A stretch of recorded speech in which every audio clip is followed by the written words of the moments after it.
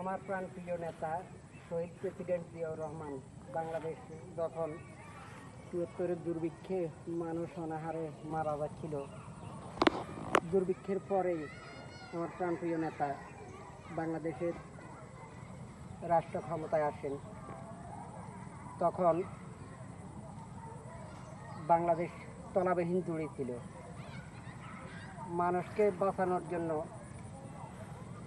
আল্লাহর সাহায্যে তিনি বিদেশ থেকে এই ইরিদানের চাষ এনেছিলেন, বীজ এনেছিলেন। আর এই ইরিদান চাষ করে মানুষ পরিবর্তন হয়েছে এবং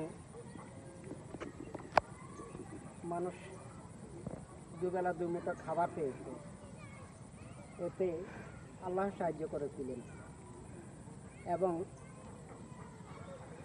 আমাদের দুর্ভাগ্য আমরা সেই প্রাণপ্রিয় নেতাকে অল্প সময়ের মধ্যে হারাতে হয়েছে। যে ধানের বীজটা বিদেশ থেকে এনেছেন, এই সেই ইরিদান।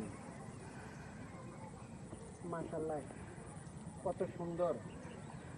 যতদিন বাংলাদেশ থাকবে ততদিন বাংলাদেশে এই ইরিদানের চাষ হবে এবং বাংলাদেশের নিরীহ মানুষ, কৃষক জিয়াউর রহমানকে মনে রাখবেন।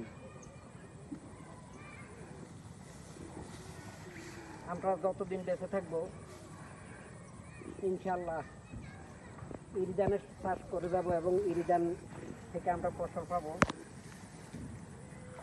আল্লাহ জিয়াউর রহমানকে জান্নাতবাসী করুন।